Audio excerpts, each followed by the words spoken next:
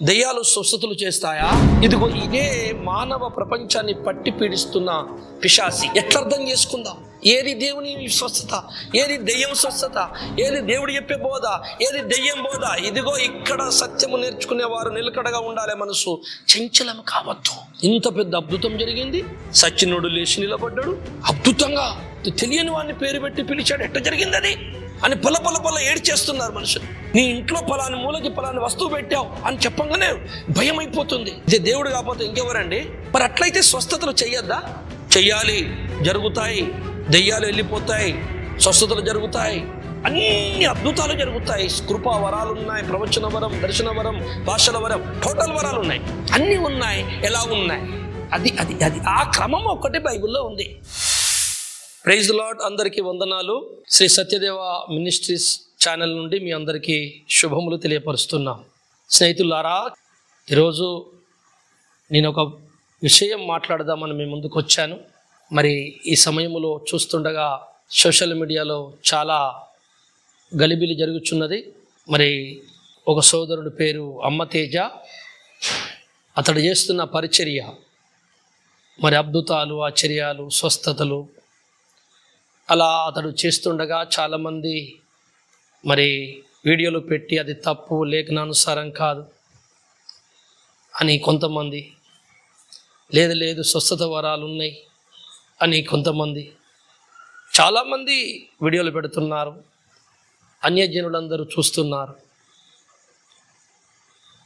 స్నేహితులారా, ఈ విషయం చూస్తుండగా నాకు తెలిసిన కొంత సత్యం ఉన్నది. దాని గురించి మాట్లాడదాం. నేను కూడా నా దేశానికి కొంత, నా వలన కొంత మేలు జరగాలి దేవుని పనులు అని చెప్పి మీ ముందుకు వచ్చాను.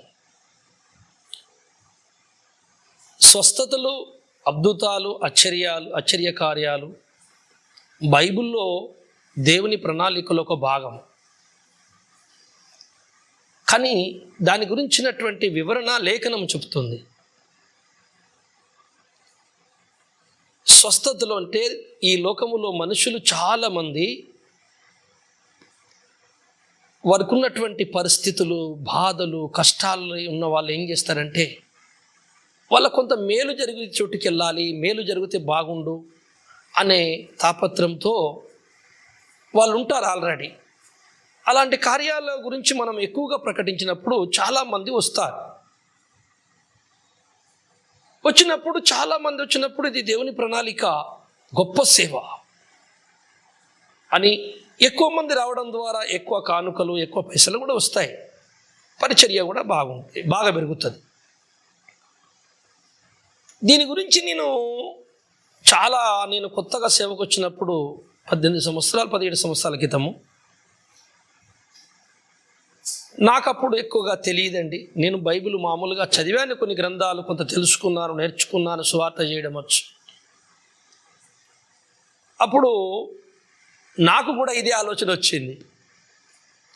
చాలామంది పాస్టర్లు 40 రోజులు ఉపవాసం ఉండడము, 21 రోజు ఉండడము, వేలాది మంది వారి దగ్గర రావడము, వాళ్ళు అద్భుతాలు చేయడము, అనేకులు మరి ఆకర్షింపబడము, ఇవన్నీ చూసినప్పుడు ఆహా, ఎంత గొప్ప సేవ! ఇలాంటి వరాలు మరి నాకు లేవే, మరి నేనెట్లా దేవుణ్ణి గణపరచగలను? అయితే ఉపవాసం ఉంటే ఈ వరాలు వస్తాయి కావచ్చు, వరం వస్తేనే గొప్ప సేవ చేస్తాను, దేవుణ్ణి సంతోషపెట్టగలమేమో అనుకొని నేనేం చేసిన, 21 రోజు ఉపవాసం ఉందామని ప్రారంభించిన. అప్పుడు కొత్తలా ఏంటిది, ప్రభువా నాకు కూడా ఆ కృపావరాలు కావాలి, నిన్ను కూడా అద్భుతాలు చేయాలి, అనేకులు రావాలి అని అనుకొని నేను వెళ్ళాను. నా అజ్ఞానమును, నా పసి మనసును దేవుడు కొన్ని తెలియక కొంతమంది పొరపాట్లు చేస్తుంటే, పసి వాళ్ళని, చిన్న పిల్లలను చూసి మనం ఎట్లా అయ్యో అని చెప్పి అనుకుంటామో అట్లా అనుకుంటాడు ఒక్కోసారి దేవుడు. తెలిసి చేసింది వేరు, తెలియక చేసింది వేరు. అయితే 21 రోజు ఉపవాసం అని నేను రూమ్లోకి వెళ్తే 7 రోజుల తర్వాత నేను దాన్ని ముగించుకున్నా. నాకు ఒక ఆలోచన దేవుడు నా హృదయంలోకి పంపాడు. నీకు వరాలు ఇస్తాలే కానీ, నువ్వు చేద్దుగాలే కానీ, ఆ వరాలని నువ్వు ఎట్లా కాపాడుకుంటావు, అది ఎట్లా మెయింటైన్ చేస్తావు, నీకు ఎట్లా తెలవాలి అని ప్రశ్న. అవును, అప్పుడు ఏం చేయాలి, యేసు ప్రభు ఏం చెప్పాడు, బైబిల్ ఏం చెప్పింది అని మనం తెలుసుకోవాలంటే బైబిల్లోనే ఉంటాయి అన్నీ అని చెప్పి అనుకొని దేవుడు అన్నాడు, నువ్వు బైబిల్ చదువు మొత్తం, నీకు అన్నీ వచ్చేస్తాయి, అన్నీ తెలుస్తాయి అని ప్రేరేపణ, బలమైన ప్రేరేపణ వచ్చింది. సో ఇది ఎందుకైనా మంచిదే, ఇది ఒకసారి ఇదే చేద్దాం అని చెప్పి నేను బయటకు వచ్చేసిన 7 రోజులకి ఉపవాసం ముగించుకొని, ఒక అద్భుతం కూడా జరిగింది నాకు. అప్పుడు బాప్తిసం కూడా ఇచ్చిన. సరే, ఈ పాయింట్ మీదకి వెళ్ళి మాట్లాడాలి కనుక నేను ఇది మాత్రమే చెప్తున్నాను. ఆ తర్వాత బైబిల్ చదవడం ప్రారంభించిన. ఆదికాండం నుంచి ప్రకటన గ్రంథం దాకా నేను రోజుంత కొంచెం మెల్లగా చదివేవాడిని. ఎక్కువ చదువు రాదు నాకు, బాగా పాస్ట్ జ్ఞానం లేదు కదా. మెల్లగా చదువుకుంటూ పోతే నాకు 7-8 నెలలు పట్టింది పూర్తి చేసేసరికి, పని చూసుకుంటూ. అయితే దేవుడారా, ఈ బైబిల్ చదువుకుంటూ వెళుతున్నా, బైబిల్ పూర్తి అవుతుంటే నా హృదయములో నేను అంతకుముందు పెట్టుకున్న ఆశలు, కోరికలు, దేవుని పట్ల ప్రణాళికలు, సేవా ఆశాభావాలు అన్నీ మార్పు చెందుతున్నాయి. రూపం మారిపోతుంది హృదయంలో, ఆలోచనలు. అట్లా కాదు, ఇది వేరే ఉంది. పరిచర్య, దేవుని భక్తులు చేసింది వేరే ఉన్నది, దానికి ఒకటి పునాది ఉన్నది, దాని మీదకి వెళ్ళి ఇవన్నీ జరుగుతాయని ఒక్కొక్కటి నాకు తెలుస్తున్న కొద్దీ నా ఆలోచన భావం మారిపోయింది. నేను దయ్యాల గురించి, మంత్రాల గురించి, దుష్టశక్తుల గురించి తెలియని వాడిని కాదు. నా జీవితం ఒక పెద్ద భయంకరమైన సాక్ష్యం. నా జీవితంలో మాంత్రిక శక్తులతో పట్టబడి రక్తము కక్కుకుంటూ చచ్చిపోతున్న స్థాయి నుంచి బయటికి వచ్చినాను. చేతుల్నే మాయం చేసే మంత్రగాలని చూసినాను నేను. నా సాక్ష్యము ఎప్పుడన్నా దేవుని చిత్తం అయితే చెప్తా. నాకు తెలుసు ఈ దెయ్యాల ప్రభావం. దేవుడారా, అలా దేవుని నమ్ముకున్న నేను బైబిల్ చదివినాక నాకు అర్థమైంది, పరిచర్య విధానము వేరే ఉన్నది. ఈరోజు చాలామంది స్వస్థతలు లేవు, ఆగిపోయాయి, అవి బైబిల్ రాసే వరకే నడిచాయి అని చాలా బలంగా నమ్ముతున్నారు. వాక్యమే పునాది, వాక్యము చెప్పాలి, స్వస్థతల మీద కట్టద్దు. స్వస్థతలు రాంగ్, అవి దెయ్యాలు మాయ చేస్తున్నాయి, మనుషులే మాయ చేస్తున్నారు, మనుషులని మాయ చేస్తున్నారు, వాళ్ళ బలహీనతల మీద దెబ్బ కొడుతున్నారు, వారి పేర్లు ఊరు తెచ్చుకొని పిలుస్తున్నారు అని మనుషులు కొంతమంది అనుకుంటున్నారు. స్వస్థతలు లేవు అనేవాళ్ళు, మరికొందరేమో స్వస్థతలే ఉన్నాయి, స్వస్థతలు లేకుండా దేవుడు కార్యం చేయడు, స్వస్థతలతోనే దేవుని పరిచర్య గొప్పగా జరుగుతుంది. స్వస్థతలు ఉన్నాయని నమ్మేటోళ్ళేమో అవి ఎలా ఉన్నాయో తెలియకుండా పునాదులు వేసి వారిని సాతాను రాంగ్ పద్ధతిలో తీసుకెళ్ళిపోతున్నారు. స్వస్థతలు లేవని వాక్యమే పునాది అనేటోళ్ళని కూడా సాతాను వాక్యములోని సారము అర్థము కాకుండా చేసి వారిని తప్పుడు బోధలు తీసుకెళ్ళి తప్పుడు బోధలు స్టార్ట్ చేస్తున్నాడు. అబద్ధపు బోధలు సాతాను తయారు చేశాడు. అబద్ధ బోధకులను, స్వస్థతలు లేవు వాక్యమే అనేటోళ్ళు కూడా అబద్ధ బోధకులు ఉన్నారు. స్వస్థతల మీదనే దేవుని ప్రణాళిక ఉన్నదని కట్టేవాళ్ళు కూడా స్వస్థత ఎలా ఉందో తెలియకుండా వాక్యాన్ని చదవకుండా చేసేసాడు. ఇదంతా సమస్య ఎట్లా పోతుంది అంటే, వాక్యము దయచేసి ఎవరైనా సరే దేవుడు అందరిని ఎత్తుకుంటాడు, ఒక్కరిని కూడా పోగొట్టుకోడు. దేవుడు అందరితో పని చేసుకుంటాడు. స్వస్థతలు నమ్మండి, నమ్మిన వాళ్ళే కానీ, వాక్యమే నమ్మిన వాళ్ళే కానీ, స్వస్థతలు లేవనే వారే కానీ, వాక్యం ముఖ్యం కాదు, మర్మాలు ముఖ్యం కాదు, స్వస్థతలే ముఖ్యమనే వాళ్ళే కానీ, వీళ్ళందరూ బైబిల్ ఒక్కసారి చదవండి, మొత్తం ఒక 2 సార్లు. మీకు ఏ గురువు నేర్పే అవసరం లేదు, మీకు మొత్తం మీ కాన్సెప్ట్, మీ ఆలోచన విధానమే మారిపోద్ది. మనిషిని మార్చేస్తుంది బైబిల్. సంకల పెట్టుకొని స్వస్థలకు సంబంధమైన కొన్ని నేర్చుకుంటే లాభం లేదు. అందుకని ఈరోజు ఇప్పుడు ఈ స్వస్థతలు ఉన్నాయా లేవా, ఉంటే ఎలా ఉన్నాయి, అసలు వాక్యం ఏంటిది, స్వస్థతలు ఏంటి? స్నేహితులారా, వాక్యం అనే పునాది మీద, క్రీస్తు వాక్యం అనే పునాది మీద సంఘము కట్టుమని పౌలుకు చెప్పాడు. ఇది కట్టుతూ ఉండగా ఈ వాక్యం మీదికి మనుషుల హృదయము వాక్యం మీదికి రావడము, క్రీస్తు మీదికి రావడము, క్రీస్తు చెప్పినట్టు, వాక్యము చెప్పినట్టు సంఘము కట్టపడాలి. ఆ సంఘం అభివృద్ధి చెందటానికి ఒక సపోర్టుగా అద్భుతాలు, ఆశ్చర్య కార్యాలు, సూచక క్రియలు దేవుడు యాడ్ చేసి ఉండే దానికి. అవి ఎలా నడవాలో అలా నడిస్తే దేవుని స్వస్థతలు అవి. అలా కాకుండా మరోలాగా అవి జరిగితే అవి దేవుని కావు, దయ్యాల చేసిన స్వస్థతలు. అదిగో దయ్యాలు స్వస్థతలు చేస్తాయా? ఇదిగో ఇదే మానవ ప్రపంచాన్ని పట్టి పీడిస్తున్న పిశాసి. ఇంత పెద్ద అద్భుతం జరిగింది, సచ్చినోడు లేచి నిలబడ్డాడు. అద్భుతంగా మనిషిని తెలియని వాడిని పేరు పెట్టి పిలిచాడు. ఎట్ట జరిగింది అది అని పల ఏడ్చేస్తున్నారు మనుషులు. నీ ఇంట్లో పలాని మూలకి పలాని వస్తువు పెట్టావు అని చెప్పంగానే భయం అయిపోతుంది.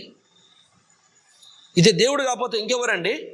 మరి ఇది దేవుడు చెప్పగలడా? చెప్పగలడు, దేవుడే చేస్తాడు ఆ పని. మరి దయ్యం కూడా చేస్తుంది. ఇప్పుడు ఇక్కడ సమస్య. చాలామంది మంత్రగాల దగ్గరికి పోయి దయ్యం పట్టిన వాళ్ళని మంత్రగాల దగ్గర పట్టుకపోతారు, క్రీస్తు తెలియని వాళ్ళు. పోయినప్పుడు నేను చూశానండి, నేను తిరిగాను మంత్రాల దగ్గరికి, పెద్ద మంత్రగాల దగ్గరికి వెళ్ళాను. నా ముందు దయ్యాలు పట్టిన వాళ్ళని తీసుకొచ్చి వాడు కూర్చోబెట్టి రూముల మంత్రగాడు గుగ్గిలం వేసి, పొగ వేసి, దీపం ముందు ఊకబెట్టి ఆ దయ్యంతో మాట్లాడేటోడు. అది మాట్లాడేది, మీ దేవుడు ఏం కథ అన్నీ అడిగి బతిచ్చి దాన్ని అతని మీదికి వెళ్ళిపోమని ఎల్లగొట్టి, శాంతిపరిచి ఎల్లగొట్టి వాళ్ళకి తాయితలు కట్టి పంపేవాడు. వాళ్ళు బాగుపడరారు. నా కళ్ళతో చూసిన. ఇప్పుడు ఏమనుకుందాం చెప్పండి? ఈ మంత్రగాడు దేవుడు, అది దయ్యమా? లేకపోతే అది దేవుడు, ఇది దయ్యమా? అర్థం చేసుకోవాలి. దయ్యాలు స్వస్థతలు, గొప్ప కార్యాలు చేయాలంటే మన బైబిల్లోనే ఉన్నదండి.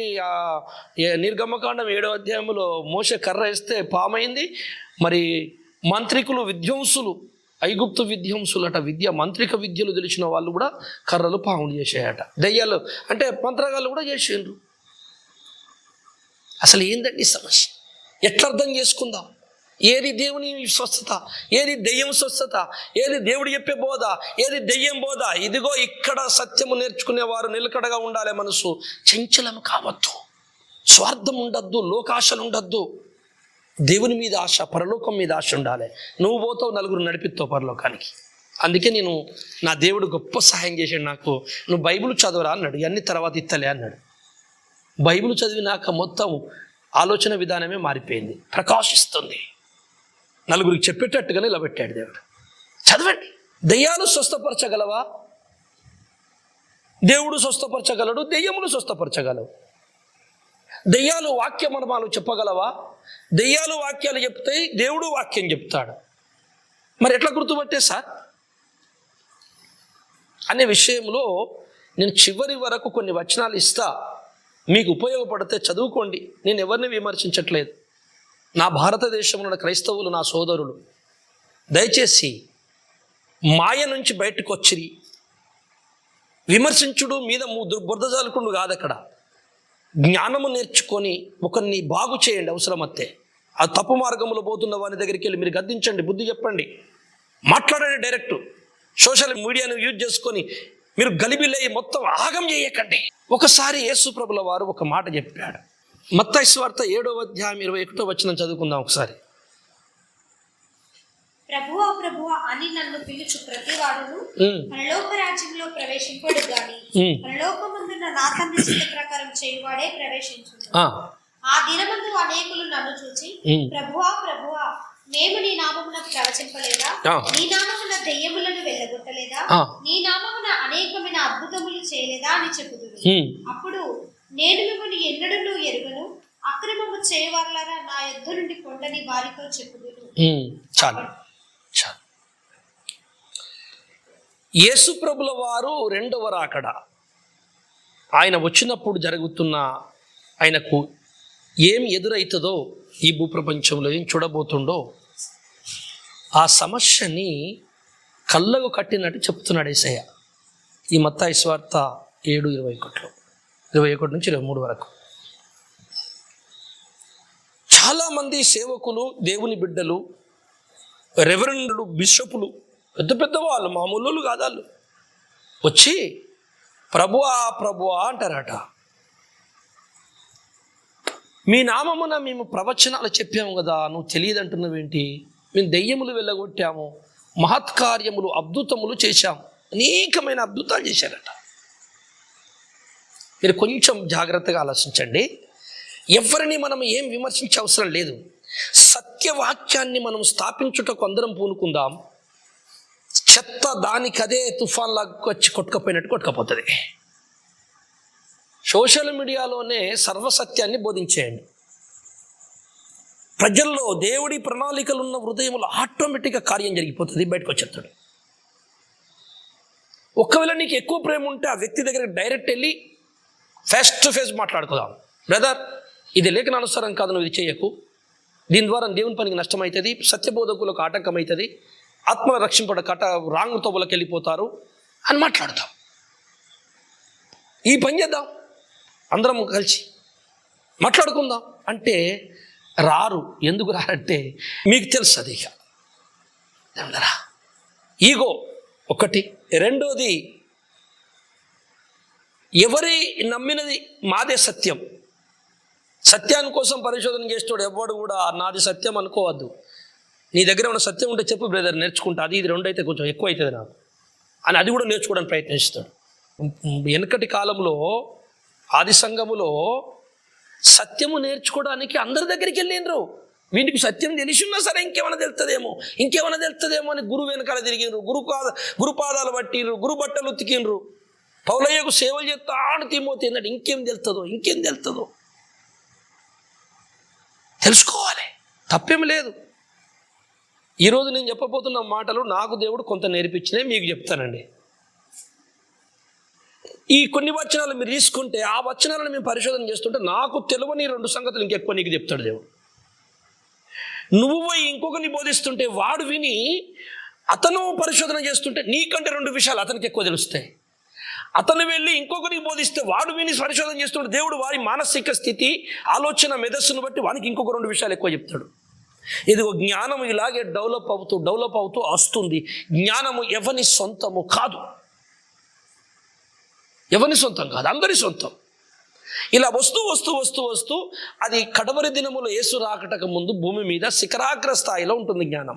అంటే సర్వసత్యం ఎరిగిన సంఘం ఉంటుంది. అన్ని ఎత్తులు, లోతులు, వంకర్లు సీదయ్యబడి కుదురుబాటు కాలాలు వచ్చేస్తాయి. అందుకే ఇదంతా జరుగుతుంది. నాకు తెలిసింది మీకు చెప్తున్నా. మీకు ఇంకో 2 విషయాలు ఎక్కువ తెలుసు. నాకంటే జ్ఞానులై, నాకంటే ఎక్కువ తెలుస్తుంది మీకు. అవును, నేను నమ్ముతా. తెలిసినప్పుడు నాకు ఫోన్ చేసి చెప్పండి, బ్రదర్ మీరు చెప్పిన దాంట్లో నేను ఇంకా 2 విషయాలు కనుక్కున్నా అంటే నాకు చెప్తా, నేను నేర్చుకుంటా, చాలా సంతోషపడతా. యేసు ప్రభుల దగ్గరికి వచ్చి నీ నామమున మేము ప్రవశించలేదా, గొప్ప అద్భుత సూచక్రియలు చేయలేదా అంటే ఈయన అంటున్నాడు, అక్రమము చేయవాళ్ళారా నా యొద్ద నుండి తొలగిపోండి. అసలు ఈయన ఏమనాలి? మీరు సూచక క్రియలు చేయలేదు, అద్భుతాలు చేయలేదురా, మీరు అబద్ధాలు చెబుతున్నారు, మీరంతా మోసగాళ్ళు, వాళ్ళ పేర్లు ముందే తెలుసుకొని ప్రకటిస్తున్నారు, మీరు మనుషుల తల మీద చేపెట్టి నెట్టేస్తున్నారు, పడేటట్టు చేసుకుంటున్నారు, కొంతమందికి పైసలు ఇచ్చి మీరు డ్రామా చేస్తున్నారు. గెలట్ అని అనలేదు యేసయ్య, అనలేదు. మనం ఏది నిజమో ఏది సత్యమో పరమాత్ముడు ఎరుగును. కానీ లేఖన సత్యాన్ని మనం పట్టుకుందాం. ఏమంటున్నాడంటే అక్రమము చేయవాళ్ళారా నా యొద్ద నుంచి తొలగిపోండి. అంటే దేవుని ప్రణాళికకు, వాక్యానికి, దేవుని చిత్తానికి ఒక్క క్రమం ఉందన్నమాట. దేవుని చిత్తానికి, వాక్యానికి ఒక క్రమం ఉందన్నమాట. దేవుడు ఏర్పరిచిన ఒక క్రమం. ఆ క్రమము చేయలేదట వాళ్ళు. అందుకే నాకు వద్దు అంటాడు పరలోకానికి. అద్భుతాలు చేస్తే చేశారులేవా నా నామంలా, బచ్చడు మంది చేస్తారు. అది పక్కకు పెట్టండి, దాన్ని అడగా పట్టించుకుంటలేడు యేసయ్య. మీరు అక్రమము చేశారు. ఏం అక్రమం చేశాం సార్? నేను ఒక క్రమాన్ని పెట్టాను, క్రమము పెట్టి బైబిల్ని ముద్రించాను పరిశుద్ధాత్మతో. ఇందులో ఏది కలపద్దు, తీయకూడదని సీల్ చేసేసాను ప్రకటన గ్రంథంలో లాస్ట్ అధ్యాయంలో. మీరు కలిపారు, తీశారు, కనుక క్రమము తప్పిపోయారు. మీరు అక్రమస్తులారా తొలగిపోండి, మీరెవరో నాకు తెలియదని పరలోకానికి ఎవరిని తీసుకుంటలేడు? దెయ్యాలు ఎల్లగొట్టిన వాళ్ళని తీసుకుంటలేడు, అద్భుతాలు చేసిన వాళ్ళు అట, వాళ్ళు ఆశ్చర్య కార్యాలు, వీళ్ళని పరలోకం తీసుకుంటలేరట. అట్లయితే చెప్పండి, అది దేవుడు చేసిన కార్యం కదా. వాళ్ళు క్రైస్తవులు కాదా? అన్యులా? మరి కాదు. యేసునామమున దెయ్యాలు వెళ్ళగొట్టినాడు అన్యులు ఎట్లయితారండి? క్రైస్తవులు, గొప్ప కార్యాలు చేసిన వాళ్ళు. మరి అట్లయితే స్వస్థతలు చెయ్యొద్దా? చెయ్యాలి, జరుగుతాయి. దెయ్యాలు వెళ్ళిపోతాయి, స్వస్థతలు జరుగుతాయి, అన్ని అద్భుతాలు జరుగుతాయి. కృపా వరాలు ఉన్నాయి, ప్రవచన వరం, దర్శన వరం, భాషల వరం, టోటల్ వరాలు ఉన్నాయి, అన్నీ ఉన్నాయి. ఎలా ఉన్నాయి? అది అది అది ఆ క్రమం ఒక్కటి బైబిల్లో ఉంది. 1 కొరింథీ 3:10 చదవమ్మా. దేవుడు నాకు అనుగ్రహించిన కృప చొప్పున నేను నేర్పరి అయిన శిల్పకారుని వలె పునాది వేస్తున్నాను. పౌలు అంటున్నాడు, నేను పునాది వేశాను, మరొకడు దాని మీద కట్టుచున్నాడు. ప్రతివాడు దాని మీద ఎలా కట్టుచున్నాడో జాగ్రత్తగా చూచుకొనవలెను. వేయబడినది తప్ప వేయబడినది ఏదైతే దేవుడు క్రీస్తు మరణించి తిరిగి లేచి ఏ పునాది అయితే వేయమని పౌలుకి అప్పచెప్పాడో ఆ పునాది వేశాడట ఆయన. నేను వేసిన ఈ పునాది తప్ప మరి ఒకడు పునాది వేయద్దు. రైట్. ఇంకొక పునాది ఎవడు కట్టద్దు. అది పునాది ఏంటయ్యా అంటే వాక్యం అనే పునాది అని మనం తెలుసుకుంటాం. బండ మీద ఇల్లు, బండనగా క్రీస్తు వాక్యం. ఆ వాక్యం మీద కట్టుకోవాలి జీవితాలు, బ్రతుకులు, సంఘాలు. ఈ వాక్యానికి ఒక క్రమం ఉన్నది. ఏంటంటే వాక్యం మీద కట్టబడిన సంఘము ఏమేమి చేస్తుంది? ఆ సంఘములో దర్శన వరాలు ఉంటాయి, ప్రవచన వరాలు ఉంటాయి, ప్రవక్తలు ఉంటారు, అపోస్తులు ఉంటారు. ఆ సంఘములు అందరూ ఉంటారు. కానీ అందరూ సంఘము నడిపిస్తున్న కాపరికి లోబడి ఉండాలి. ఈ కార్యాలు చేసుకుంటా. అలాగున ఆయన దర్శనాన్ని బట్టి సంఘములో ఎవరెవరు ఎంత దేవుడు వాడుకుంటాడో అలాగ డెవలప్ అవుతూ సంఘాలను మెయింటైన్ చేస్తూ వాళ్ళు సేవకులుగా అభిషేకింపబడుతూ వెళ్ళిపోతుండాలి.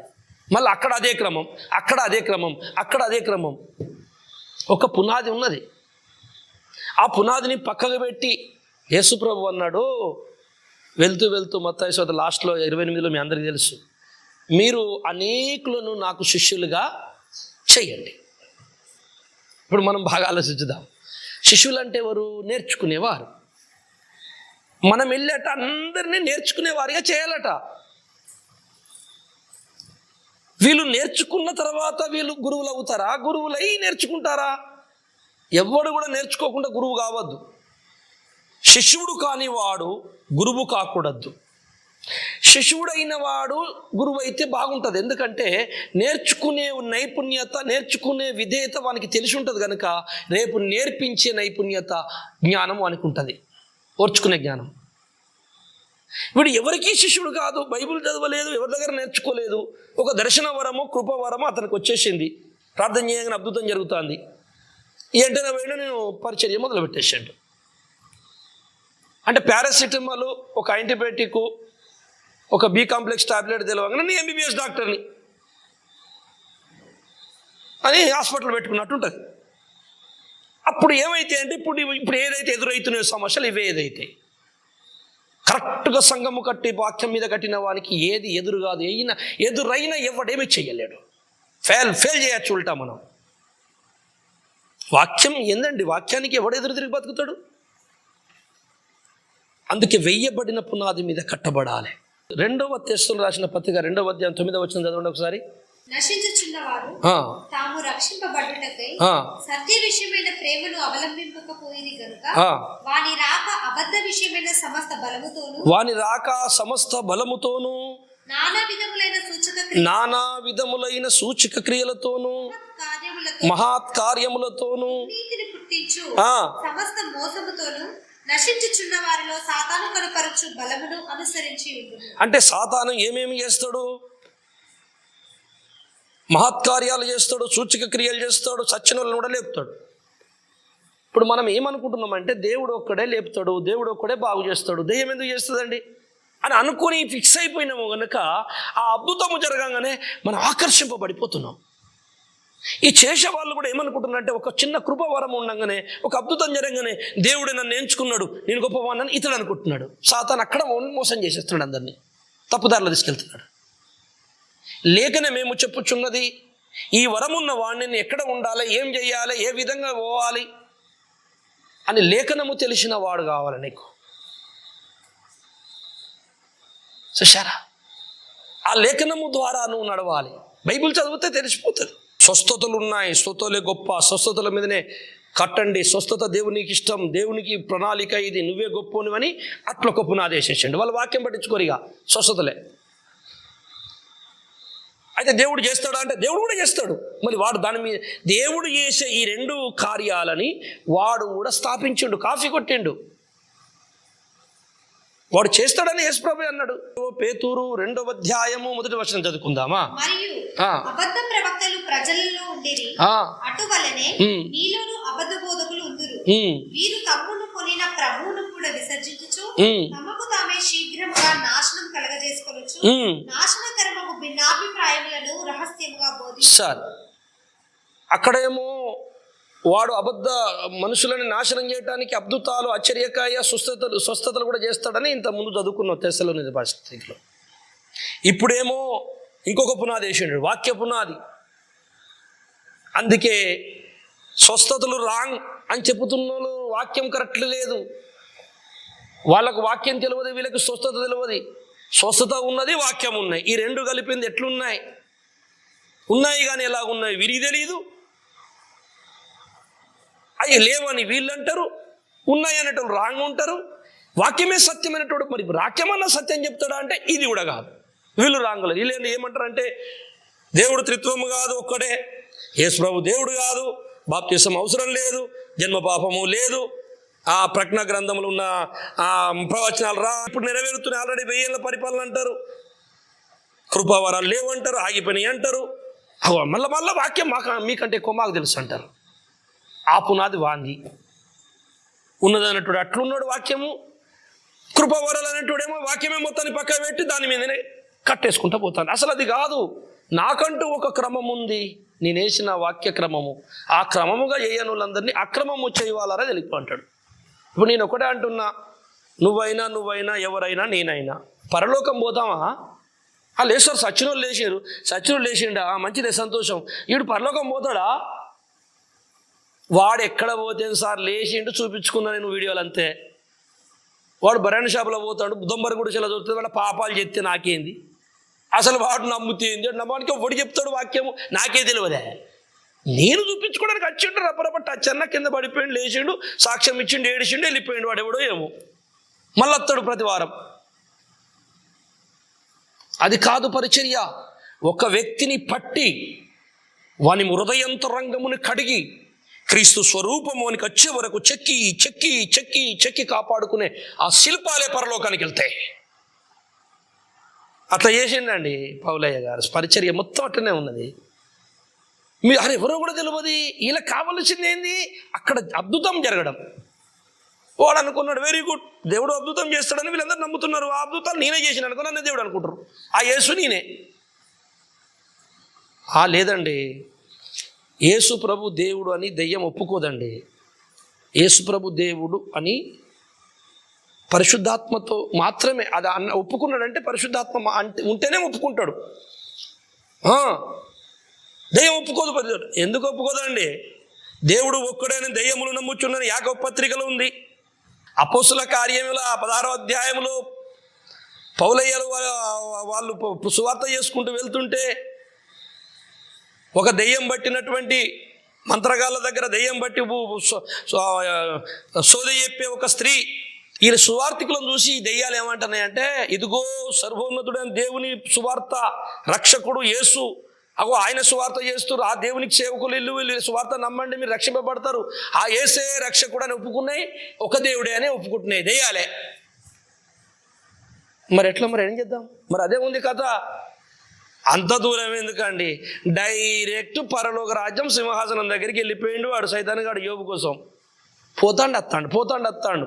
మన కొరకు వాడు 24 గంటలు రాత్రి పగలు ఫిర్యాదులు చేయిచుండేను అంటుంటే నువ్వేమో బైబిల్ పెట్టి కొడితే పోతుంది దెయ్యం, యేసు నామం అంటే పోతుంది దెయ్యం. అరే నామం బలుగుడు కాదు, నీ హృదయంలో అగ్ని ఉండాలి, వాక్యాగ్ని. నీతిని నెరవేర్చినవా అని అంటే సాతానుకు భయం. యథార్థ ప్రార్థన పరుడు అంటే గజగజ వణుకుతుంది దెయ్యం.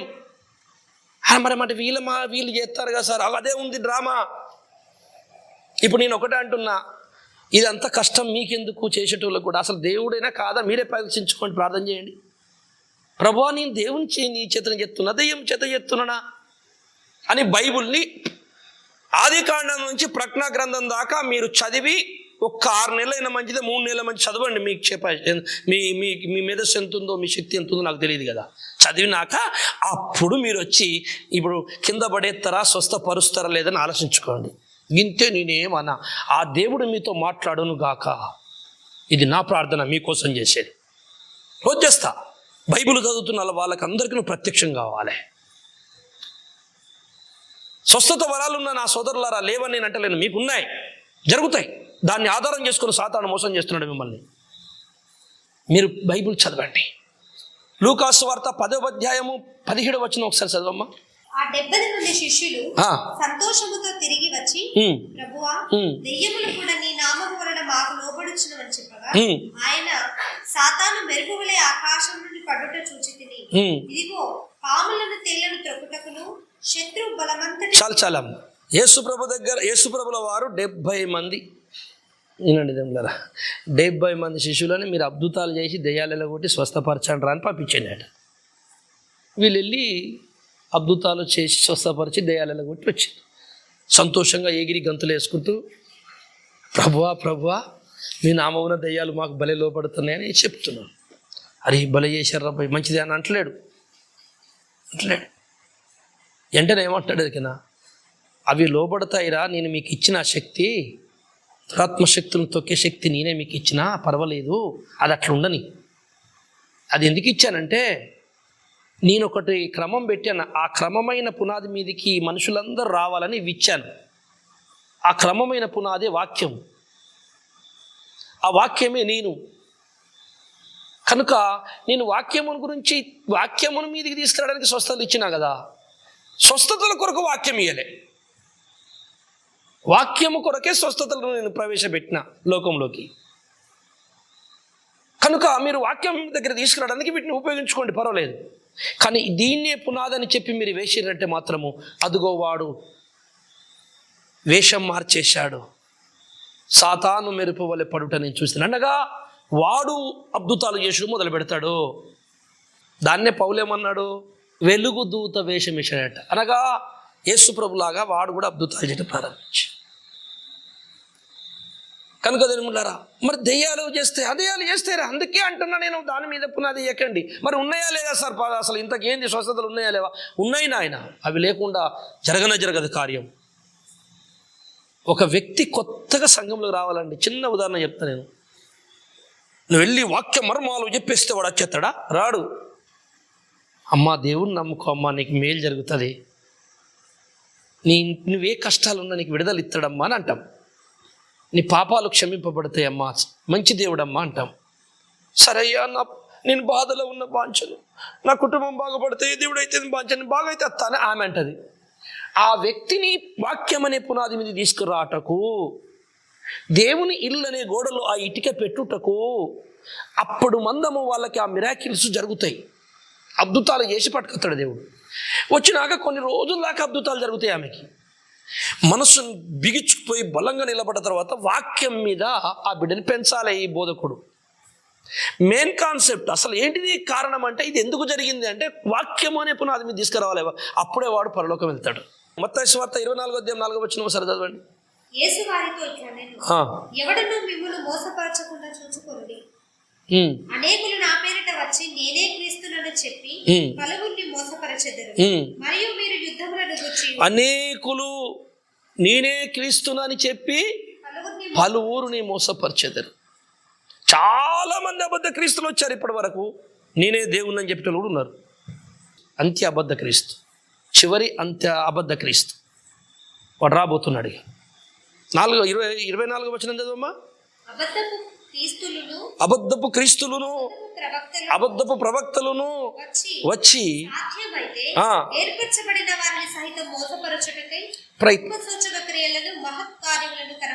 రైట్, దేవుని ప్రణాళికలు ఉన్న వారిని కూడా కన్ఫ్యూజ్ చేయటానికి గొప్ప గొప్ప సూచక క్రియలు, ప్రణాళికలు, గొప్ప కార్యాలు చేస్తారట, అద్భుతాలు. అందుకే చాలామంది దేవుని నమ్ముకున్న వాళ్ళు కూడా, అరే అట్లా జరిగిందా, నా దగ్గర లేదు, అది శక్తి అక్కడ ఉందేమో, అమ్మో దేవుడు అట్లదే కరెక్ట్ కావచ్చు పరిచర్య అని చాలామంది పాపం కొంచెం వాక్యం సరిగ్గా తెలియని కొత్తగా సేవకు వచ్చిన వాళ్ళందరూ అట్రాక్ట్ అయ్యి ఆ ఆలోచన పెట్టుకొని ఆ రూట్ని వెంబడించి వాళ్ళ అవే పునాదులు ఎత్తారు. వెయ్యబడిన పునాది తప్ప మరో పునాది ఎవడయ్యద్దో ఆ పునాది వాక్యమే. వాక్యం అనే బండ మీద ఇల్లు కట్టుకున్నవాడు నిలబడతాడు. 2 కొరింథీ 12:7 చదవండి. నాకు కలిగిన ప్రత్యక్షతలు బహు విశేషముగా ఉన్నందున నేను అత్యధికముగా హెచ్చిపోకుండా నిమిత్తము నాకు శరీరములో ఒక ముళ్ళు, నేను అత్యధికముగా హెచ్చిపోకుండా నిమిత్తము నన్ను నలగొట్టుటకు సాతాను యొక్క దూతగా ఉంచబడింది. చాలు. పౌలు చేతి గుడ్డని ముట్టుకుంటే రోగులు బాగా అయినరండి. బాగా ఇక్కడ ఆలోచించండి, మీకు అర్థమవుతుంది. ఈ సైతాన్ని కానీ మాయని గుర్తుపట్టండి. ఫస్ట్ వాడు పెద్ద తంత్రగాడు. సాతాను తంత్రములు మీరు ఎరగని వారు కాదు అంటాడు. తంత్రం అంటే మాయ, మోసము చేయడం. తంత్రం, యంత్రం, మంత్రం 3 పదాలు ఉంటాయి. మంత్రం అంటే నుచ్చరించుట, నోటితో చేయుట. యంత్రము నడిపించేది. మన వాహనాలు కూడా యంత్రం అని పిలుస్తాం. తంత్రం ఏంటంటే ఒక వ్యూహం, యుద్ధ తంత్రము అంటారు. యుద్ధములో తంత్రం అనగా యుద్ధ తంత్రములు తెలిసిన జ్ఞానులు ఉంటారు. ఆ రోజుల్లో రాజుల కాలములో యుద్ధ తంత్రములు ఉండేటివి. యుద్ధనీతి కూడా ఉండేది. ఇప్పుడంతా అర్ధరాత్రి పోయి మనుషుల మీద పడతారు. అప్పుడు అట్లా కాదు. సూర్యుడు అస్తమిస్తే యుద్ధం ఆగిపోవాలి. ఉదయించిన తర్వాత అటుపక్క వాళ్ళందరూ రెడీ కావాలి, ఇటుపక్కలు రెడీ అయినాక బూర ఊదుతో స్టార్ట్ యుద్ధం. అలా యుద్ధం వచ్చినప్పుడు ఏం చేస్తారంటే ఎదుటి వాళ్ళు ముంగటి వాళ్ళని మోసం చేయడానికి ఒక సూదిలాగా నిలబడతారు. అలా వాళ్ళు తక్కువ మందే ఉన్నారు కదా అని వీళ్ళందరూ పరిగెత్తుకొని వచ్చే లోపల వీళ్ళు ఇలా రౌండ్ అయిపోయి వాళ్ళని ప్యాక్ చేసి చంపేస్తారు. అది మోసం, వ్యూహం. పద్మవ్యూహము అంటారు కదా, వ్యూహం తీర్చుట. తంత్రం అంటే మోసం. అలాగే సాతాను నిన్ను ఎలా మోసం చేస్తున్నాడు? కృపావరాల రూపంలో ఉన్నాడా? వాక్య రూపంలో ఉన్నాడా? ఏ మాయ రూపంలో నిన్ను మోసం చేస్తున్నాడు? గుర్తుపట్టు. సాతాను తంత్రములను మీరు ఎరిగిన వారై ఉండాలి. తంత్రగాడాడు. అయితే పౌలు అంటున్నాడు, నేను ఇంత పెద్ద స్వస్థపరిచే వరాలు కలిగిన ఈ వ్యక్తి, వరాలు ఉన్నాయి ఈయనకి. చేతి గుడ్డైతే రోగాలు పోతున్నట్టు ఎంత పెద్ద వరం ఉందండి. అంత గొప్ప వరాలు ఉన్నోనికి తనకేదో వ్యాధి, కడుపులో నొప్పో ఏదో ఒకటి ఉన్నదండి, ముళ్ళు. అది ఏదో అతన్ని శోధించేది ఉన్నది, బాధ పెట్టేది. దానికి అది ఏంటిదని చెప్తుండంటే ఆయన, అది సైతానట. దేవుని సేవకునికి ఆ సైతాన్ అనే ముళ్ళు ఎందుకు పెట్టిండు దేవుడు? ఆ వ్యాధి కలగజేసి అతన్ని రోజు ఏడిపించురా అని పగలంతా వాక్యం చెప్పి సచ్చిన వాళ్ళని సైతం లేపి రోగులను బాగు చేసి పౌలు ఇంట్లోకి వెళ్ళి సాయంత్రం భోజనం చేసి పండుకొని మూలుగుతాడట. అమ్మా, అయ్యా, తండ్రిని సిద్ధమైతే తొలగి బాధ అని. ఇదేందిరా పోయి మంచి మందిని బాగా చేసి నువ్వు మూలుగుతాను, నేనేం చేయాలని ఆయన దేవుడే పెట్టాడు నా కృప నీకు చాలంటాడు. అడిగితే ఊకే తీర్తలేడు. ఓహో, ఏంటిది అది? సైతానునే పెట్టాడు నా దగ్గర, నేను అత్యధికముగా ఎచ్చిపోకుండు నిమిత్తం. ఓహో, అంటే సైతాను పౌలయ్యకు మేలయ్యెత్తాడు, సేవ చేస్తాడు, దేవుని సేవ. దేవుడు చెప్పినట్టు, ఒరే సైతానుగా, పౌలు శరీరంలో ఒక ముళ్ళుగా ఉండి మావోడు ఎచ్చిపోకుండా ఉండాలి, ఇంకా జ్ఞానుడు కావాలి, గొప్ప కార్యాలు జరగాలి కనుక సైతానా నా సేవ చేయి, నా సేవకుని దగ్గర పోయి నువ్వు సేవ చేయిపో అంటే సైతాను సేవ చేస్తున్నాడు. ఇప్పుడు అంత మంచి పనులు చేసి పౌలుని ఉన్నత స్థాయికి ఎదిగించిన ఈ సైతాన్ అనే ముళ్ళు పరలోకం వెళ్తుందా? పరలోకం ఇయ్యడు. అంటే సైతానుని దేవుడు వాడుకుంటాడండి. ఆయన చెప్పినట్టే చెయ్యాలి. మొత్తం అందరూ వాడుకుంటాడు కానీ మరి పరలోకం తీసుకోడు. అలాగున నువ్వేదో జరుగుతుంది ఇదే నిజం అనుకుని మాయపడితే రేపు పరలోకం నీకు ఉండదు, వాళ్ళకు ఉండదు. డేంజర్ అయిపోతావు. ఎట్టు తిరిగి వాక్యం అనే పునాది మీదికి రావాలి. రోమపత్రిక 13వ అధ్యాయము 1వ వచనం. ప్రతి వాడు పై అధికారులకు లోబడి ఉండవలెను, ఏలయనగా దేవుని వలన కలిగినది తప్ప ఏ అధికారము లేదు. ఉన్న అధికారములు దేవుని వలననే నియమింపబడి ఉన్నది. కాబట్టి అధికారమును ఎదిరించువాడు దేవుని నియమమును ఎదిరించు. జాగ్రత్త వినండి. ఈ లోకములో సర్వ అధికారాలు, అధిపతుల దేవుని ఆజ్ఞతో నడుస్తున్నాయి. అన్ని దేవుని సేవే చేస్తున్నాయి. 2 కొరింథీ 4:4 ఒకసారి చదవండి. దేవుని స్వరూపి అయ్యున్న క్రీస్తు మహిమను కనపరచు సువార్త ప్రకాశము వారికి ప్రకాశింపకుండు నిమిత్తము, సువార్త ప్రకాశము వారికి ప్రకాశింపకుండు నిమిత్తము ఈ యుగ సంబంధమైన దేవత అవిశ్వాసులైన వారి మనోనేత్రములకు గుడ్డితనము కలగజేసెను. సువార్త ప్రకాశము వారికి అర్థము కాకుండా సువార్త ప్రకాశం వారికి ప్రకాశింపకూడదని ఈ యుగ సంబంధమైన ఈ లోకములో ఉన్న దేవత అని పిలువబడుతున్న సైతాను వారి మనోనేత్రములకు గుడ్డితనము కలగజేసిననుంది. సువార్త వారికి అర్థం కావద్దని గుడ్డితనం కలగజేసిందని ఉన్నది. కానీ అద్భుతాలు, ఆశ్చర్య కార్యాలు, స్వస్థతలు వాళ్ళకి అర్థము కాకుండా ప్రకాశింపకుండా నిమిత్తము వారి కనులు మూయబడడం లేదు. స్వస్థతలు, అద్భుతాలు, ఆశ్చర్య కార్యాలు వారికి అర్థం కాకుండా నిమిత్తం మూయబడను అని లేదు. సువార్త ప్రకాశము, వాక్య ప్రకాశము, దేవుని మర్మ ప్రకాశం. అంటే వాక్యమే ముఖ్యమండి. వాక్యం మీదనే ఇవన్నీ జరగాలి. కొలస్సీ పత్రిక 4:4 చదవండి ఒకసారి. మరియు నేను బంధకములలో ఉంచబడుటకు కారణమైన క్రీస్తు మర్మమును గురించి నేను బోధింపవలసిన విధము గాని ఆ మర్మమును వెల్లడిపరచునట్లు వాక్యము చెప్పుటకు అనుకూలమైన సమయము దేవుడు దయచేయవలనని మా కొరకు ప్రార్థించుడు. ఈ దేని కొరకు ప్రార్థించాలట పౌలయ్యకు? ఈయన మర్మములు చెప్పేది ఉందట. ఆ మర్మాలు చెప్పకుండా ఆటంకాలు వస్తున్నాయట. ఆ మర్మాలు చెప్పాలని నేను ఆటంకాలతో రాకుండా మీరు ప్రార్థన చేయండి సంఘం. ఆ ఆటంకాలు ఏంటి? ఇదిగో సత్యవాక్యము అనేకుల హృదయాలకు పోకుండా సాతాను చూపించిన కనుపరిచిన మాయాజాలాలనే ఈ రాంగు పునాదులే సత్యవాక్యానికి ఆటంకం ఈరోజు.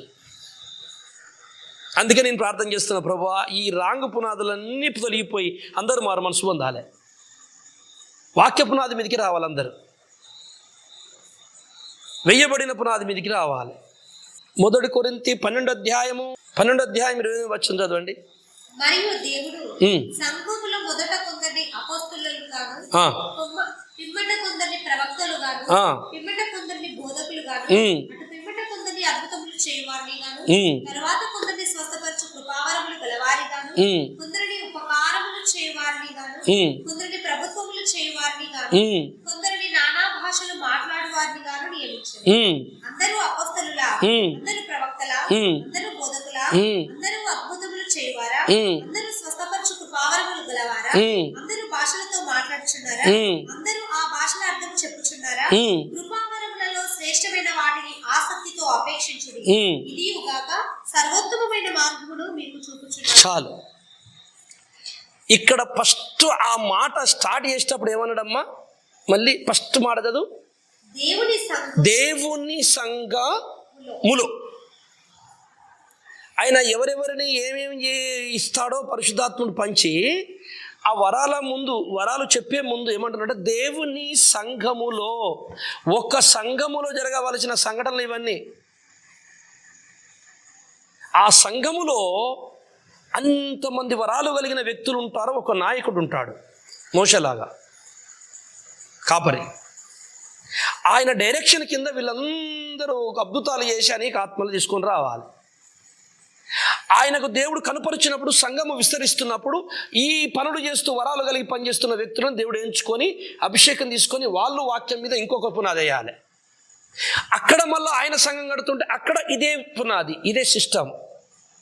నేను ఒకటే అంటున్నాను, అద్భుతాలు, స్వస్థతలని వాటి మీద చాలా ఫోకస్ అవుతున్నటువంటి సేవకులందరూ ఏం చేయాలంటే ఇప్పుడు వాక్య మర్మములు తెలిసిన సేవకునితోనే అటాచ్ అయి ఉండాలి.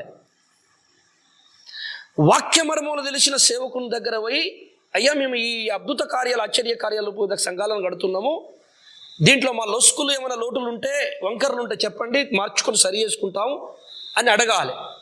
అతడు ప్రేమ చేత నీకు అన్ని బోధించి, ఒక భాషల వరం ఉన్నది, అది దేవుడు మాట్లాడిండా, ఆమెతో దెయ్యం మాట్లాడిందా, అది ఎట్లా మనం గుర్తుపట్టాలి, వారిని ఎట్లా గద్దించాలి అనేది ఎట్లుంటుందో బైబిల్లో స్పష్టంగా ఒక్కొక్కటి ఆ సేవకుడు అన్నీ నేర్పిస్తాడు అతనికి. మీకు తెలియదు, అది నేను ఇప్పుడు చెబుతున్నాను. కృపావరాలని సైతాన్ని కూడా వాడుకుంటున్నాడు అంటున్నా. అందుకనే సైతానుదా ఇది దేవునిదా, ఈ వ్యక్తిని ఎట్లా నేను దేవుని దగ్గర తీసుకురావాలి? ఒకవేళ సైతానే భాషలు మాట్లాడా? ఈజీగా మాట్లాడతాడు. మరి నా సంఘంలో భాషలు మాట్లాడుతున్న ఈమె దేవునిది అని నేను ఎట్లా గుర్తుపట్టాలి? ఒకవేళ దెయ్యమిదే అయితే నేను ఎట్లా మార్చాలి? అదంత జ్ఞానము బోధకుడు, నాయకుడు, వాక్యమర్మములు చెప్పేటోడు చెప్తాడు. ఆయనకు ప్రత్యక్షత ఉంటుంది. దాని మీద పునాది లేదు, మొత్తం వాక్యం మీదనే. దానికి అవకాశమే లేదు. లేవమ్మా, సచ్చినోడు లేచిండన్నా, లేచిన లేడరా, తీసుకొచ్చి కూర్చోబెట్టు, వాక్యం చెప్దాం. పౌలయ్య పట్టించుకోలే, వాక్యం చెప్పుకుంటూ పోతున్నట్ట వెంటనే అద్భుతాలు జరుగుతున్నాయట. అట్లనా, ఇంత పెద్దగా జరిగిందా? అంత కాదమ్మా, యేసుక్రీస్తుని తెలుసుకో, బాప్తిసం తీసుకో. అయ్యా దెయ్యాలు వెళ్ళిపోతున్నాయి మీ పేరు మీద. పోతే పోయినాయిరా, పరలోకమందు మీ పేర్లు నేను సంతోషించండి. సంఘములో జరుగుతున్న కార్యాలు ఈరోజు నేను చెప్తున్నాను. కృపావరాలు లేవని నేను అంటలేను, అద్భుతంగా ఉన్నాయి. కానీ దెయ్యము చేతిలోకి వెళ్ళకుండా మీరు రక్షింపబడండి. ఆడు మాయ చేస్తాడు, దాని మీద పునాది కట్టకండి. పారాసిటమాల్ గోళీ, యాంటీబయాటిక్లు, ఒక బి కాంప్లెక్స్ టాబ్లెట్ తెలిస్తే నువ్వు ఎంబీబీఎస్ డాక్టర్ కావు. వరం ఉంది కదా అని చెప్పి దుకాణాలు పెట్టకూడదు, సంఘాలు కట్టకండి, ఎగరకండి. యేసు రక్తం తెలియదు, ఎట్లివ్వాలో తెలియదు, బాప్తిసం అంటే తెలియదు, త్రిత్వం అంటే దేవుడు త్రిత్వం ఎలాగున్న దేవుడు ఒక్కడని బైబిల్ అంటది, ముగ్గురని బైబిల్ అంటది. అది ఎట్లనో తెలియదు. యేసు రాకడ ఏంటిది, ఎప్పుడు వస్తాడు, ఎప్పుడు ఎత్తబడుతుంది సంఘం, 1000 ఏళ్ల పరిపాలన అంటే ఏంది, ప్రణాళిక ఏంది, పరలోకం వెళ్ళి ఏం చెప్తాము, మనం ఇక్కడ ఏం ట్రైనింగ్ తీసుకోవాలి, ఇవన్నీ మీకు తెలియదు కదా. మీరు ఎట్లా సంఘాలు కడుతున్నారు? సంఘాలు కట్టిని అవన్నీ తెలిసిన వాని డైరెక్షన్ కింద నువ్వు సంఘాన్ని కట్టద్దని అంటలేను. అతని డైరెక్షన్ తీసుకుంటే నువ్వు ఆశీర్వదింపబడతావు, నీ పిల్లలు, నీ భార్య, నీ సంఘం అంతా పరలోకం వెళ్తుంది. లేకపోతే అందరికీ నష్టం వేస్తుందల్లారా. అది తెలియద్దని సాతాను ప్లాన్ చేసినట్టు. ఈ కడవరి దినంలో సర్వసత్యం బయటికి రావాలి కనుక నేను చెప్పేస్తున్నా షార్ట్కట్లో. చాలా పెద్ద సందేశం ఇది, చాలా గంటలు చెప్పాలి, అనేక కోణాలు. ఒక వృక్షం ఇది. కృపావరాల సబ్జెక్ట్ అనేది ఒక వృక్షం. వానికి మోసం చేయడానికి సాతానికి అన్నిటికంటే ఎక్కువ ఇదొకటే ఈజీగా మోసం చేయగలిగిండు. ఎందుకంటే మనుషులకు ఒక బలిత అన్నది, ఏదన్నా మేలు జరిగితే బాగుండు. ఎబ్రీ పత్రిక 13:17 ఒకసారి చదవండి అమ్మా. నీపైన నాయకులుగా ఉన్నవారు లెక్క ఒప్ప చెప్పవలసిన వారి వలె నీ ఆత్మలను కాల్చున్నారు. వారు దుఃఖముతో ఆ పని చేసిన ఎడల మీకు నిష్ప్రయోజనము కనుక దుఃఖముతో కాక ఆనందముతో చేయునట్లు వారి మాట విని వారికి లోబడి ఉండు. సకల విశ్వాసులు స్వస్థపరిచే వరము, ప్రవచన వరము, దర్శన వరము, భాషల వరము, దెయ్యములు వెలగొట్టే వరము, సకల విశ్వాసులు వరాలు ఉన్న వాళ్ళందరూ ఈ నాయకునికి లోబడి ఉండాలి. నాయకుని డైరెక్షన్ మీద వాళ్ళు సంఘాలు కట్టాలి, పనులు చేయాలి. ఇది అండి బైబిల్ చెప్పిన సత్యం. మీ కానుకలు మీరే తినండి సార్, మీ దశంభాగాలు మీరే తినండి. ఈ వాక్యం తెలిసిన నాయకుడు అడగడు, తినండి రా, తింటే తినండి, కానీ వాక్యం మీద కట్టండి దయచేసి. అది ఒక కండిషను దేవుని దగ్గర ఉంటుంది. ఒకటి, సత్యం తెలిసినోడు ఎప్పుడు స్వార్థపరుడై ఉండడు, సంఘం విస్తరించాలని చూసుకుంటాడు. బోండ్రు వేసుకొని అందరిని అక్కడ తెచ్చుకొని గొర్రెలు కట్టేసుకొని అలా ఊకోడు. సత్యవంతుడు విస్తరించాలి, జావ్ కరో అంటారు. మీ పైన నాయకులైన వారికి లోబడి ఉండి. ఇప్పుడు తిమోతికి అంటాడు, తిమోతి పెద్ద సేవకులు అంటే పెద్దల హస్తనిక్షేపణ వలన నీకు కలిగిన వరములను కాపాడుకో. అంటే సంఘములో ఒక పెద్ద ఉంటాడు, అతడు ఇచ్చినటువంటి అభిషేకము ద్వారా నువ్వు సంఘము ముందు అంత సాక్ష్యం పొందుకొని ఆ పరిచయం చేసి దర్శన వరము, స్వస్థవచ వరంతో కొంతకాలము సంఘములో పనిచేసి దేవుని దర్శనం ద్వారా నువ్వు అభిషేకింపబడి ఇంకో సంఘానికి నాయకుడు అయిపోయి అక్కడ సేమ్ మళ్ళీ ఇదే స్టైల్ నువ్వు చేయాలి. తిమోతి జాగ్రత్త, నేను చెప్పింది నువ్వు చేయి, నీకు అప్పచెప్పినవన్నీ. ఇర్మియా గ్రంథం 8:11 చదవండి. ఎలాంటి మోసగాళ్ళు బయలుదేరుతారో చూడండి. అసలు దేవునికి ఈ మనుషులకు సమాధానం లేదు. ఇప్పుడు మనం కరెక్ట్గా అర్థం చేసుకుందామా? సమాధానము అని వారు చెప్పుచు నా జనుల గాయమును పైపైన మాత్రమే బాగు. ఇదిగో సాతాను చేసే మోసం ఇది. నీ లోపల ఉండి అసలు వాడు పాపం ఒప్పుకోలేదు, వాడు బాప్తిసం తీసుకోడు, వాడు దేవుణ్ణి నమ్మడు, వాడేదో బాగైతే అది మంత్రగాని దగ్గర పోయి తాయత కట్టుకున్నట్టు, ఆర్ఎంపీ డాక్టర్ దగ్గర 50 రూపాయలు ఇచ్చి సూదేసుకున్నట్లు వేసుకొని వచ్చేస్తే అయిపోయి ఇంకెందులో పోయి వాడట్టు మనం ఇటు అని వాడొస్తాడు నీ దగ్గరికి. నువ్వేమో పేరు పెట్టి పిలిచి సాతాను మోసముతోని దేవుడు నిన్ను సేవ పిలుతున్నాని చెప్పేసి ఏమేమో చెప్పి వాని పైన ఈ సైతాను గాయములు పైన స్వస్థపరిచి అప్పుడు మాయ చేసి అందరి దగ్గర నువ్వు పేరు తెచ్చుకుంటావు, వాడి ఇంటికి పోయి మళ్ళీ తాకుండా తిరుగుతూనే ఉంటాడు. మరి ఏంటయ్యా అసలు పరిచర్య అదే?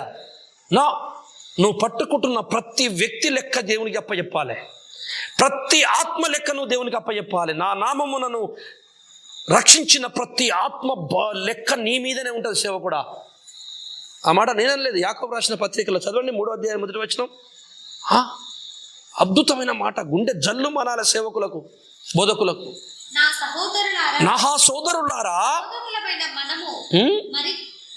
బోధకులమైన మనము మరీ కఠినమైన శిక్ష పొందుదుము తెలుసుకొని మీలో అనేకులు బోధకులు. అదే అందరు పాస్టర్లు కాకండి అయ్యా, సేవకులు కాకండి అయ్యా, ఒక నాయకుని కింద నేర్చుకొని దేవుని అభిషేకం తీసుకొని వెళ్ళండి అయ్యా. ఆ నాయకుడు కూడా సత్యబోధకుడై ఉండాలి, ఆ నాయకుడు త్రిత్వం నమ్మిన వాడై ఉండాలి, ఆ నాయకుడు ముంచుడు బాప్తిసం ఇచ్చేటోడై ఉండాలి, ఆ నాయకుడు 1000 పరిపాలన నమ్మాలి, ఆ నాయకుడు సంఘం ఎప్పుడెత్తుబో తెలిసి ఉండాలి, ఆ నాయకుడు పరలోకంలో ఏం జరగబోతుందో సంఘానికి తెలియాలి, ఆ నాయకుడు భూమి మీద సంఘం దీని మీద కట్టబడ తెలిసి ఉండాలి, ఆ నాయకుడికి ఉపవరాలు ఎట్లున్నాయో తెలియాలి, ఆ నాయకుడు గుర్తుపట్టాలి దెయ్యాలను. అట్లాంటి నాయకుడిని ఎంచుకొని జస్ట్ సపోర్ట్ తీసుకొని మీరు చేయండి, సంఘాలు కట్టండి, ఏం తప్పలేదు. అప్పుడు చేయండి, మీకు తెలిసిపోతే దేవుడే మీతో మాట్లాడతారు. మీరు రాంగ్ రూట్లో పోరు, బైబిల్ చదివేస్తారు అంతే. మీరు హెచ్కేలు 13:6. జాగ్రత్త వినండి. వాళ్ళు వ్యర్థమైన అంటే దర్శనాల వరం ఉన్నది, కానీ దేవుడు ఇచ్చిన దర్శనం కాదు అది. వ్యర్థమైన దర్శనము దయ్యపు దర్శనం. దయ్యము కలలో మాట్లాడుతుంది, దర్శనం మాట్లాడుతుంది, తలంపులో మాట్లాడుతుంది, ప్రేరేపిస్తుంది. దేవుడు ప్రేరేపిస్తాడు, దర్శనం మాట్లాడతాడు, కల్లో మాట్లాడతాడు. ఎట్లా దేవుడు చేస్తాడో ఎగ్జాక్ట్లీ అట్లనే సైతాన్ చేస్తాడు. మరి సైతాన్ ఏది దేవుడు ఏంది ఎట్లా తెలుస్తుంది సార్ అంటే, వాక్య పునాదిని గట్టిగా పట్టుకో. వాక్యమే మనకు ఆధారం. ఉన్నాయి కానీ ఎలా ఉన్నాయి, మోసపోకుండా నిన్ను కాపాడతాడు. దీని మీద నువ్వు కట్టుకోకుండా నీ ఆలోచనల మీద కట్టుకోకు. వ్యర్థమైన దర్శనములు చూచి అబద్ధపు సోదె చూచి యెహోవా తమ్మును పంపకపోయినను, దేవుడు వీళ్ళని పంపనలేదు, పంపకపోయినను, సేవకులను చెప్పకపోయినను, చెప్పిన మాట స్థిరమని మేము చెప్పిందే స్థిరమని నమ్ముచు అందరూ నమ్మేటట్లు ఇది దేవుడు మాకుతో మాట్లాడుతున్నాడు అని చెప్తారట. అసలు దేవుడు కాదు, దెయ్యం మాట్లాడుతుంది. దేవుడు మాట్లాడితే ఏం జరుగుతుందో మీకు చెప్తానండి. ఆ వ్యక్తి మారు మనసు పొంది వాక్యాన్ని నమ్ముతాడు, వాక్యం మీద కట్టబడతాడు, దేవుని కోసం ప్రాణం పెట్టేస్తాడు. వాక్యము చెప్పకుండా నువ్వు స్వస్థతల మీద వాడు రక్షింపబడ్డాడైతే రేపు స్వస్థత జరగకపోతే వెళ్ళిపోతాడు. వాక్యం మీద కట్టబడ్డాడు వాడిని కోసినా సరే యేసుప్రభువు వదిలిపెట్టాడు. వదిలిపెట్టిండా? వాక్యం మీద కట్టబడ్డా కృపల లాజరు వదిలిపెట్టిండా దేవుని అన్ని కష్టాలు వస్తాయి? పౌలు వదిలిపెట్టిండా? యోహాను వదిలిపెట్టిండా? పేతురు వదిలిపెట్టిండా? వాక్యమే ఆధారం. యోహాను సువార్త 17:17 చదవండి. ప్రభువా నా తండ్రి, సత్యమందు వారిని ప్రతిష్ఠిత చేయము, నీ వాక్యమే సత్యం. చివరి మాట ఇది. వాక్యం మీద కట్టబడాలి, ప్రతిష్ఠిత చేయబడాలి, స్వస్థతల మీద కాదు. స్వస్థతల ప్రకాశం వరకు ప్రకాశింపకుండా నిమిత్తం వారికి మనోనేత్రం ముయ్యలే సైతాను. వాక్య మర్మములు సత్యము సువార్త ప్రకాశించద్దని మూసిండట. అంటే స్వస్థతలు వాడు మాయ చేసుకుంటాడు, సత్యవాక్యమే నిత్తలేడు. ఇటు వరాలు లేవనేటోళ్ళు సత్యవాక్యం చెప్తాను రా అంటే అది కూడా చెప్పరు. అది రాంగే, ఇది రాంగే. నేను ఒకటి ఉన్నాయి, వాక్యం మీద జరగాలి. వరాలు ఉన్నాయి, స్వస్థతలు ఉన్నాయి, అద్భుతాలు ఉన్నాయి, దేవుడు పిలుస్తాడు, మాట్లాడుతాడు, వాక్యము ద్వారా జరుగుతుంది. అదంతా వాక్యమే. కానీ అవన్నీ ప్రాముఖ్యత మేము ఇవ్వం, మేము వాక్యానికి ప్రాముఖ్యత ఇస్తాం. అది సంఘ కట్టడ నియమం. కనుక దేవుడారా, ఫస్ట్ ఈ బైబిల్ చదవండి. మీరు మీ మనస్సాక్షిని మీరు అడగండి. మీరు బైబిల్ని మనసు పెట్టి అక్షరం మొదలకుండా పూర్తిగా 1-2 సార్లన్నా పూర్తి చేసినారా బైబిల్ మీరు? నేనంటున్నా ఒక్కసారి పూర్తి చేస్తేనే ఎన్నో సంగతులు తెచ్చిపోతున్నాయి, మనసే మారిపోతుంది. అన్ని వదులుకొని ఇంట్రెస్ట్గా ఎన్ని రోజులన్నా కానీ పూర్తిగా చేయి చదువు, చాలా విషయాలు మీకు తెలిసిపోతాయి. కనుక దేవుడు కృపావరాలు ఉన్నాయి, స్వస్థతలు ఉన్నాయి. అది వాక్యం మీద మనిషి వచ్చి కట్టబడుటకు అవన్నీ ఉన్నాయి. కనుక దాని మీద కాదు మీ పునాది, వాక్యం మీద కట్టుమని దేవుడు చెప్తున్నాడు పరిశుద్ధాత్ముడు. అయితే సైతాన్ ఏం చేసిండు? వాక్యాన్ని వాడుకుంటుండు, ఇటు స్వస్థతలు వాడుకుంటుండు. ఈ రెండింటిని డూప్లికేట్ చేసిండు. ఒకటి మాకే వాక్యం తెలుసు అని గర్వము నింపి మొత్తం రాంగ్ పునాది వేసేసిండు. వాక్యం లేదు, ఏం లేదు, స్వస్థతలే ముఖ్యమని, స్వస్థతలు ప్రధానమని చెప్పి మొత్తం రాంగ్ పునాదులు వేసేసిండు. ఈ రెండు ఉన్నాయి, రెండు రాంగ్ కూడా ఉన్నాయి. ఎలా ఉన్నాయో తెలుసుకోవాలంటే బైబిల్ చదవండి, నేర్చుకోండి. విమర్శించుడు, లొల్లిలు బంధు పెట్టండి, ఇట్లా చెప్పుకుంటా పోండి అంతే. వాక్యము వాక్యము వాక్యము. ఒకవేళ ఇక అతనికి బాగా దాటిపోయిండు, అతనికి చెప్పి ఇట్లా చెప్తే అర్థం కాదంటే డైరెక్ట్ పోయి మాట్లాడండి. ఒక 10 మంది కలిసిపోయి, బ్రదర్ ఇది కాదు, ఇది కాదు, ఇది కాదు. ఎందుకంటే ఈ కడవరి దినములో యేసు రాకడ సమీపించింది. నిమ్లరా అందరం భయపడదాం. ఎవరి యందు ఏ లోపాలు ఉన్నాయో పరమాత్ముడు రాబోతున్నాడు. యేసయ్య మనందరికీ తీర్పు తీరుస్తాడు. ఆయన న్యాయపీఠం ముందు మనం తలదించుకోవాల్సి వస్తుంది. భయపడుకుంటూ మన వాక్యంతో నడుద్దాం. ఈ వాక్యమే మనకు జీవాధారము, ప్రాణాధారము, సర్వాధారం. వాక్యం మీద కట్టబడండి. వాక్యమే సత్యం. స్వస్థతలు ఉన్నాయి, వాక్యముతో జరగాలి. ప్రార్థన చేసుకుందాం. పరిశుద్ధుడా పరమ తండ్రి, నీకు వందనాలు, స్తోత్రములు డాడీ. ఈ సమయములో నాకు తెలిసిన కొన్ని మాటలు, మీరు నాకు తెలియపరిచిన కొన్ని మాటలు నా సోదరులకు నేను చెప్పాను ప్రభా. చెప్పించిన వాడవు నువ్వే అయ్యా. జరుగుతున్న విపత్తులు, భయంకర ప్రళయాలు, సంఘాలలో స్వస్థతలు లేవని చెప్పుతున్న వారు ఎలా తప్పులో పడిపోతున్నారు. వాక్యము కాదు స్వస్థతే ముఖ్యమని అన్న వాళ్ళు ఏ రకంగా తప్పుడు దారిలో పోతున్నారో, వారు అమాయకత్వమా లేక వారు తెలిసే చేస్తున్నారో కూడా నీకు తెలుసు తండ్రి. ఎవరిది అమాయకత్వమో, ఎవరు తెలిసి చేస్తున్నారో కూడా నీకు తెలుసు. అయితే ఒక్కటి నేను వేడుకుంటున్నాను, తెలియక చేస్తున్న ఆ బిడ్డలందరూ కూడా మారు మనసు పొంది సత్యము గ్రహించి నీ తట్టు తిరుగుటకు సాయం చేయండి. ఒకడు తన దుర్మార్గత చేత మరణించడం నాకు ఇష్టమా, సంతోషమా? తన దుర్మార్గతను, తన తప్పును దిద్దుకొని నా తట్టు తిరగడమే నా సంతోషమని హెచ్కేల గ్రంథం 18వ అధ్యాయంలో మీరు మాట్లాడారు. అలాగున నా సహోదరులందరూ కూడా సత్యము మీదికి రావాలి తండ్రి. కడవరి దినములా పౌలయ్య ద్వారా వేసిన సత్య పునాది మీదికి సకల సంఘాలు వచ్చునుగాక. ఒక మంచి వాక్యము కలిగిన నాయకుని ఎక్కడోలక్కడ ఒక 10 సంఘాలు కలిసి తండ్రి, ఒక మంచి నాయకుని డైరెక్షన్ మీద, వాక్యము తెలిసిన ఆ నాయకుని యొక్క డైరెక్షన్లో వాళ్ళు సేవలు చేసుకుంటూ వెళ్తుంటే నువ్వు కరెక్ట్ నడిపిస్తావు తండ్రి. ఈ క్రమముని సిద్ధమైతే నా దేశానికి, నా ప్రజలకు దయచేయమని, క్రైస్తవ్యం అంతటికీ దయచేయమని, కృప చూపమని, ఏదైనా మీకు విరుద్ధంగా మేము మాట్లాడితే మమ్మల్ని కూడా క్షమించుమని, సత్యములోకే నడిపించుమని నా తండ్రి నన్ను ఇన్నటువంటి సోదరులని చేతికప్పచెప్పుకుంటూ మా రక్షకుడు ప్రభువైన యేసు నామములో ప్రార్థిస్తున్నాను తండ్రి. ఆమేన్. అందరికీ వందనాలు. Praise Lord. నేను ఎవరిని ఉద్దేశించి చెప్పలేదండి, సత్యం చెప్పాను. అందరం కలిసి దేవుని పని చేద్దాం. దేవుని మహిమకు